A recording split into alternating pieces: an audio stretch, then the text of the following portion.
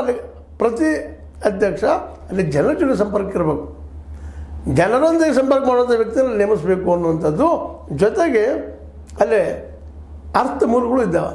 ಹೇಳಿದ್ನಲ್ಲಿ ನಿಮಗೆ ಯಾವುದೇ ಸಂಘಟನೆ ಆಗಬೇಕಾಗಿತ್ತು, ಯಾವುದೇ ಮೂಮೆಂಟ್ ಆಗಬೇಕಾಗಿತ್ತು, ಒಂದು ದುಡ್ಡು ಇರಲೇಬೇಕಾಗಿತ್ತು. ದುಡ್ಡು ಇಲ್ಲದೆ ಯಾರೂ ಏನು ಮಾಡಲಿಕ್ಕೆ ಸಾಧ್ಯ ಇಲ್ಲ.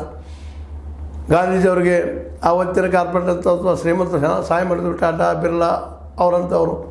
ಅವರು ಬರೆದು ಹೋಗಿದ್ರೆ ಗಾಂಧೀಜಿಯವರು ಆಶ್ರಮ ಕಟ್ಟೋದಾಗಲಿ ಸಂಘಟನೆ ಮಾಡೋದಾಗಲಿ ಸಾಧ್ಯತ್ತ ಅಂತ ನೋಡ್ಬೇಕಾಗಿದೆ ನಾವು. ಇವತ್ತು ಯಾವುದೇ ದೊಡ್ಡ ಜಗದ ಲೀಡರ್ಗಳು ತೆಗೆದುಕೊಂಡು ನೋಡ್ರಿ ನೀವು, ಅವರಿಂದ ಯಾರಾದರೂ ಒಬ್ಬ ಆರ್ಥಿಕ ಒಬ್ಬ ಇನ್ವೆಸ್ಟರ್ ದುಡ್ಡು ಹಾಕುವಂಥ ವ್ಯಕ್ತಿ ಇದ್ದೇ ಇರ್ತಾನೆ.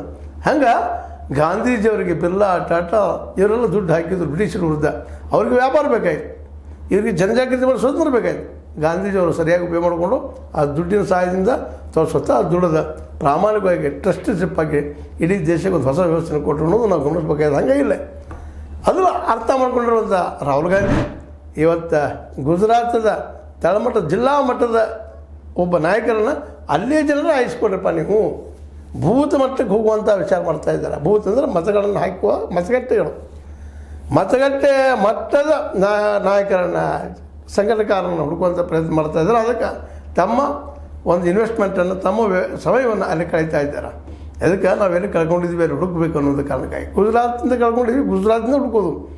ಗುಜರಾತ್ದಲ್ಲಿ ಇವರು ಕಾಂಗ್ರೆಸ್ನ 55% ಮತ ಇತ್ತು, 1985 ಇವತ್ತು ಅದು 23-24 ಬಂದು ನಿಂತದೆ. ನಿಧಾನಕ್ಕೆ ಇಳ್ತಾ ಬಂದು ಒಂದು ಹಂತಕ್ಕೆ ಬಂದು ನಿಂತದೆ. ಅಲ್ಲಿ ಮಾಡಿಕೊಂಡು ಅಲ್ಲಿ ಸಂಘಟನೆ ಗಟ್ಟಿ ಮಾಡ್ಕೊಂಡು ಮುಂದುವರಿಯುವಂಥ ಒಂದು ಯೋಚನೆ ಮಾಡಿದ್ದಾರೆ. ಅಲ್ಲಿ ಗೆಲ್ಲುವಂಥ ಪ್ರಯತ್ನ ಮಾಡುವಂಥ, ಯಾಕೆ ಈಗ ಅಲ್ಲಿ ಬೇರುಗಳು ಇದಾವಲ್ಲೇ, ಆ ಬೇರುಗಳಿಗೆ ಒಂದಿಷ್ಟು ನೀರು ಗೊಬ್ಬರ ಹಾಕಿದರೆ ಚಿಗಿತಾವ ಅನ್ನುವಂಥ ವಿಶ್ವಾಸ ಅದು ಸರಿಯಾದ ಹಾದಿನೇ. ಮತ್ತು ಜಿಲ್ಲಾ ಮಟ್ಟದ ಅಧ್ಯಕ್ಷರಲ್ಲೇ ಅಲಹಾಬಾದು ಅಥವಾ ಗಾಂಧಿನಗರದಿಂದ ಡೈರೆಕ್ಷನ್ ಇಲ್ಲ, ಅವರ ಡಿಸಿಷನ್ ತೊಗೊಳೋದಲ್ಲಿದೆ. ಅಲ್ಲಿ MLAಗಳನ್ನ ಆಯ್ಕೆ ಮಾಡ್ಕೊಳ್ಳೋದು ಅವರ ಎಲ್ಲ ಜವಾಬ್ದಾರಿ ಅವ್ರಿಗೆ ಕೊಟ್ಟು ಅವರು ಆಯ್ಕೆ ಮಾಡಿದಂಥ ವ್ಯಕ್ತಿಯನ್ನು ಇಲೆಕ್ಷನ್ ನಿಲ್ಲಿಸುವಂಥದ್ದು. ಈಗೇನಾಗಿದೆಪ್ಪ ಅಂದ್ರೆ ಅಲಹಾಬಾದ್ ಅಹಮದಾಬಾದಿಂದ ಒಬ್ಬನ ಆರಿಸೋದು, ಅವ್ರು ಕಳಿಸಿ ಹಾಕಿ ಕಳಿಸೋದು, ಅವರು ಎಕ್ದಮ್ ಗೆದ್ದ ತಕ್ಷಣ ಹೋಗಿ BJP ಹೋಗಿಬಿಡೋದು. ಅದನ್ನು ತಪ್ಪಿಸೋ ಸಲುವಾಗಿ ಜಿಲ್ಲಾ